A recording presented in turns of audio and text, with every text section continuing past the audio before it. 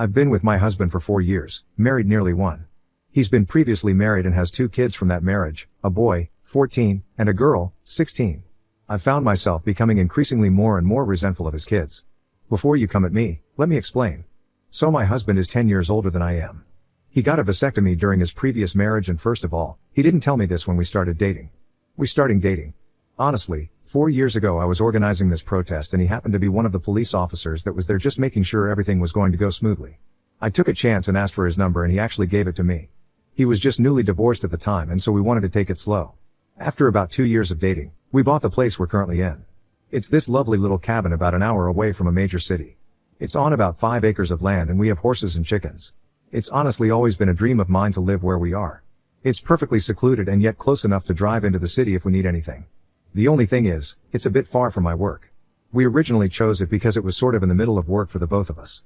At the time, he worked an hour north of our place. He wasn't willing to transfer to the city that I currently work at because his kids live in the town he's stationed in. So we compromised and said we were going to try to find a place in the middle of where we both work. I didn't make a fuss about the location because I was so enthralled by the beauty of the place and the land, but the commute in the winter is brutal. Takes me an hour and a half to get to work, both ways. On top of that, my family and friends all still live back in the city. One of my best friends just had a baby and she doesn't want to drive out here. A lot of my friends don't want to commute out here to hang out, so they're constantly asking me to come into the city or hang after I'm done work, but sometimes I just want to go home, even though it takes me an hour to get home. It's all starting to add up. But that's all to say that I do love my little cabin. We put a lot of blood, sweat, and tears into it, but we made it our own. Anyway, shortly after my husband and I moved into our home, his son would come every second weekend to stay for Friday, Saturday, and Sunday. On Sunday we'd have to drive the hour up north back to his home or to a gas station or something halfway so his mom would pick him up. My husband's daughter didn't come to stay with us because she wasn't speaking to him. She's still salty about the divorce and is mad at him for leaving her mom. So anything we could get out of them was lovely at first, even if it was just his son. His son, I'll call him Kalen, really took to me from the beginning. He would hug me. He made me gifts. He wanted to spend time with me. He was the cutest boy. I was a stepmom and totally loving it.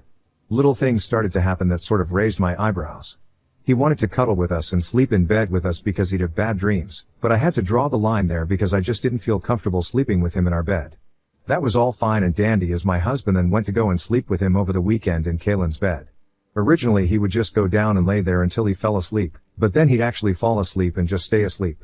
So I'd be sleeping upstairs alone all weekend. The way the cabin is, Kalen's room was in the basement. It was all nice and renovated. It wasn't at all dark and dungeony, so before you come at me that it was cruel to do that to him or no wonder he was having nightmares. No.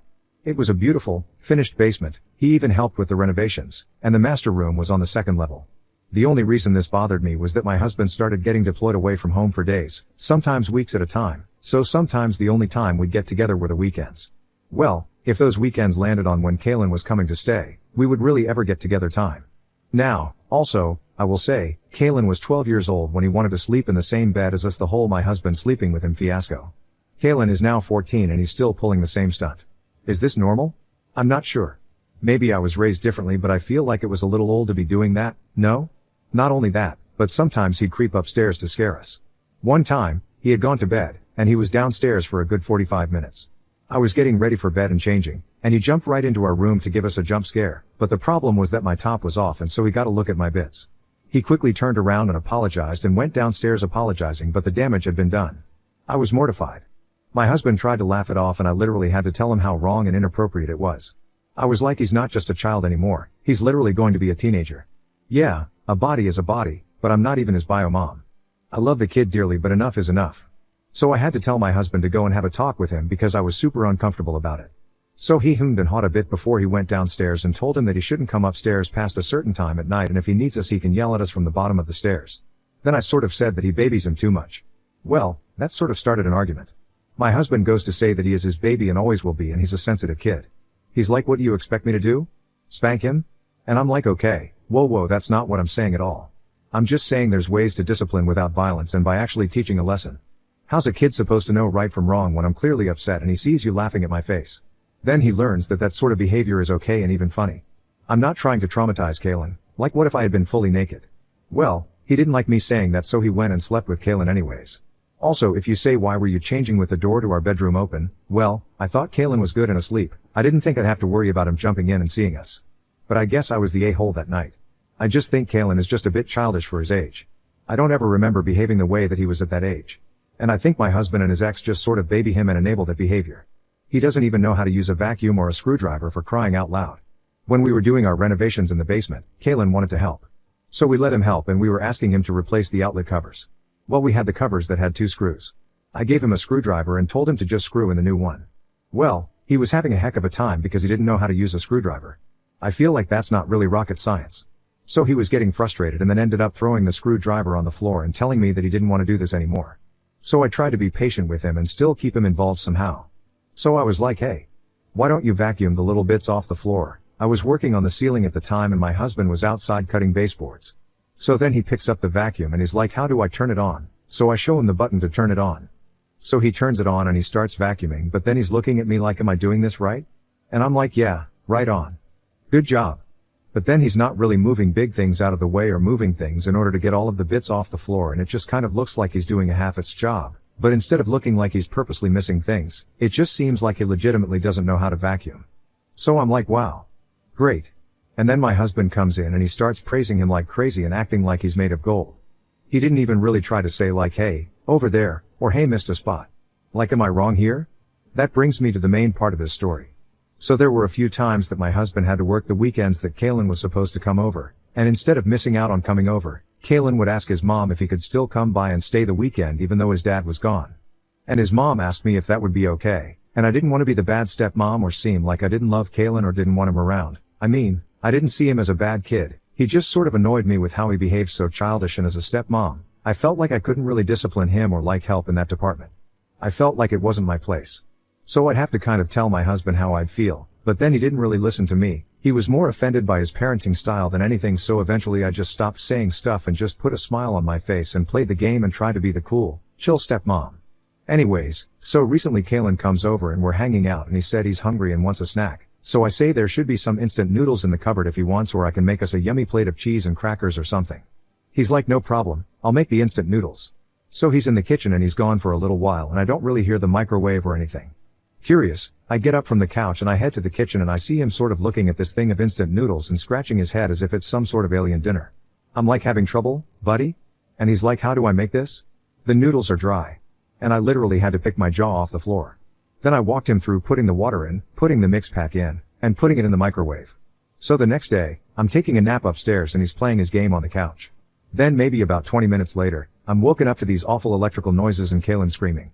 I run downstairs and the kitchen is full of smoke and the microwave is all up in flames and the flames are literally up on the wall and the wall is on fire and then it's quickly making its way up to the ceiling. Kalen's freaking out and thankfully I remember there's a fire extinguisher under the kitchen sink, so I grab it and start extinguishing this huge SS fire. Once it's out, I start crying because of all of this adrenaline and how scared I was, and I'm seeing the damage to the wall. It's all charred. And we quite literally live in the cabin, so the wall is made of tree logs. Literally cannot fix this. Kalen is sobbing and he's saying, I'm sorry. And I just sort of lose it and yell at him to go downstairs. I crack all of the windows open and start the fan so the burning smell will go away. Then I see in the microwave, what looks like could have been an instant noodle thing. Sue looks like he didn't put water in it and just put the noodles in dry, and that's what started the fire. Honestly, I can't. I called his mom and told her what happened and said that I wasn't sure how safe the house was with the chemically electric fumes, and so I asked if she'd be willing to meet us halfway so that Kalen can spend the rest of the weekend at home. She was totally okay with it and apologized profusely. I called my husband and told him what happened, and I even texted him photos, and he literally just laughed and said, whoa. That's not good. And I said, that's it? That's all you have to say? And he said, well, I'm just glad you guys are okay. And I said, your son nearly burned down our home. And he said, but it didn't burn down because you were there. And I said, what if I hadn't been here? I said, your son is 14, he should know better. He's old enough to be at home on his own. What if I wasn't here, or what if he was back home with his mom and did the same thing? This was bad. Really bad. I said, this is the product of babying your son. And then he lost it on me and said that I was overreacting. And I said, our house is permanently damaged because of him and we can't just take a log out of our home and replace it. I said, how am I ever going to be respected by his kids if my own husband can't even respect me enough to listen to me? He said that I was being the evil stepmother and that I should know my place. And I said, oh? What place might that be? Then he says, you can't come in and act like you're their mother and try to change everything. And I said, I have never, ever, Not once, tried to replace their mother. I'm trying to explain to you that your son is lacking the basic skills of life because you've sheltered him from the world. You keep giving him that silver spoon. And if you're not careful, he's not going to make it in the real world. Then he told me that I was a dumb bitch and didn't know what I was talking about. I'll never know what it's like to be a mother because he's never going to give me children. I said, you can't possibly mean that. And he said, I mean every word. You need to learn to shut your mouth. And with that, I hung up the phone. So now he's staying wherever he is for work, and I told him to stay there in a hotel. I said I don't want him to come home. I said he couldn't have cared less if it even burned down. I'm here and I just spent my weekend trying to clean what I could from the wall. The house smells of burnt. Everything smells. No matter what I do, my hair smells. Ike. Ida? Am I wrong here? Update. Okay, so some of you said I was taking it too far and others said to leave visit SS. Well, this incident sort of had me looking back at a lot of things and really got me thinking. I mean, he has a vasectomy. And I remember telling him early on in our relationship that I didn't want to rule out having kids of my own one day. And he didn't actually mention that he had a vasectomy until much later after that conversation. And at the time, I just thought that I wasn't going to have kids of my own and that I'd live with being a stepmom and that I was going to be the best stepmom there ever was. That was a funny daydream. And I didn't even see him not telling me something important like that as a red flag until now. I'll admit, I was blinded by love. I just wanted to make it work. I tried to be the chill chick about it all. He wanted to buy a place halfway for us? Okay, sure. But then he was hardly ever home because he was away for work so much, so I was all alone in this beautiful house. He literally isolated me from everyone I love. I miss my friends. I miss my family.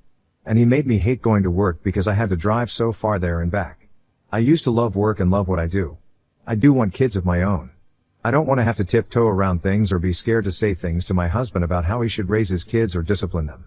I have no power here. I can't live in a place where I'm not respected and my voice isn't heard. I'll never be able to parent these kids when my own husband tries to be their best friend. So I officially left him. We're able to get the marriage annulled. I'm staying with my mom for now. As much as I love that house, I couldn't stay there any longer. It ended up feeling like a prison. I'm back in the city and I'm a few minutes away from work and I see my friends almost every day. I get to spend time with my best friend and her new baby.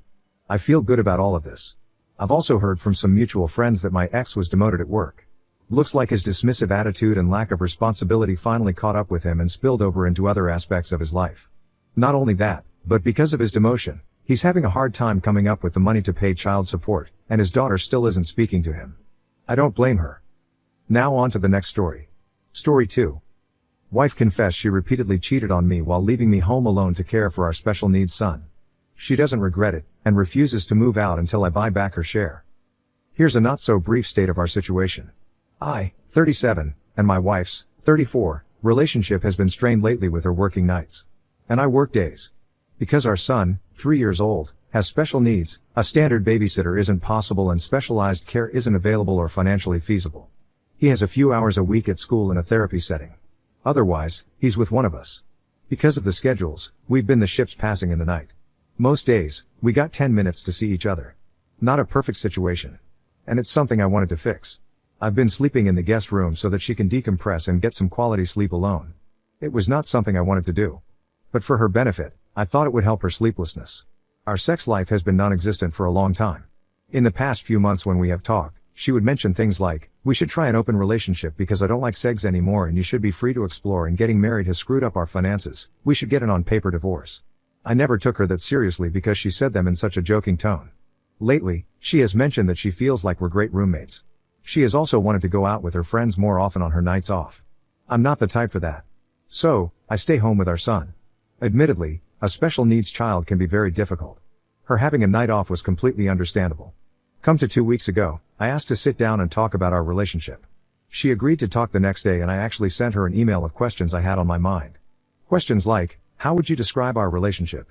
And do you want to share a bed anymore? And most importantly, have you had sex outside of our marriage? We sat down after our son was in bed and had the talk. We talked for a few minutes about what she thought of our relationship. She said she doesn't see us as a couple anymore. She started to cry. Then she said, you asked if I've had sex with anyone else. The answer is yes. It immediately hit me like a ton of bricks. I had asked the question more for peace of mind for me rather than a confirmation. I had suspicions before but I thought they were all in my head. We talked for 2 hours. I said very little and tried to keep my anger in my check. But here's what was revealed. She did not want to talk about the details of the other relationship with me. That doesn't matter. She admitted to it happening more than once and it was premeditated. She had gone out with my blessing to hang out with friends knowing that she was going to cheat. The affair is not still going on. But she was still talking to the person. She wasn't necessarily interested in a romantic or sexual relationship outside of our marriage right now, but she's open to anything. She didn't realize until recently that she's probably not really into the whole monogamy thing. As for our relationship, we're done. And she wanted me out of the bedroom completely. She wants to remain in the house to co-parent not just because we have to but because she wants to. You're a great dad and that part of you I still really care about. She kept saying, we don't have to make any decisions right now. And I know it's a lot. Also, I don't hate you. I still care about you, and I'm sure you hate me. Since then I've moved upstairs. I've initiated a separation of our finances and healthcare. That conversation resulted in her crying and saying this is a lot right now. But she has relented. She has also said that she's depressed and mourning losing her best friends and retreats to her room frequently. I've mentioned divorce, her moving out, and selling the house, all of which are returned with vague warnings of expense and difficulty, and disrupting our son. Conversations with my friends say she's gaslighting me or manipulating the situation so that she gets to have her cake and eat it too. I've come to believe that having her move out may be difficult for our son but it's what's best for my mental health. And that's ultimately best for my son. But I have no idea how to make it happen. I feel so lost and broken. Just typing this up has taken a few days because I can't get through it. All I think about is how I wanted to fix our relationship and how she put someone else above spending time with us. She used my dependability as a father for her selfish reasons. Then think about being kind to her so that she can stay in our child's life. You will need both of us. It is sadness, then pain, then anger, then a few minutes of numbness before it starts again. Merry Christmas to me. I'll add a few more pieces of information.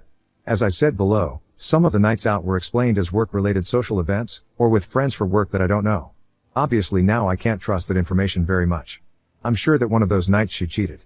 It was described as a mom's night off where I took my son to play at an indoor playground. So we could get ready and then take an Uber out to a bar. Brutal when I realized that one. But I do know some of her friends. One of those friends is actually a female friend of mine from before the relationship. Let's call her Fran. Fran has not been in contact with us but I've told her the situation and she's been helping me very kindly. I haven't asked her to verify any alibis. I also learned through Fran that my spouse had told other mutual friends that her app has a girlfriend. The girlfriend knows about the affair, and app is trying to repair that relationship. I don't know where that leaves my spouse or even how much I can trust fourth-hand information. She has apologized indirectly. She said, I'm sorry that I hurt you. But she also explicitly said that she does not regret cheating. This week she works most days but we're going to try to have a normal Christmas Eve and day. Then I'm taking my son to see my family this weekend. I'll tell them what's going on then. She told her mom that we are not together and that she cheated. Her mom is sad about the situation. I'm talking about her moving out. She refuses to leave until we sell the house or I buy it back alone. And she gets her share of the equity. She said, that's fair if you're going to kick me out.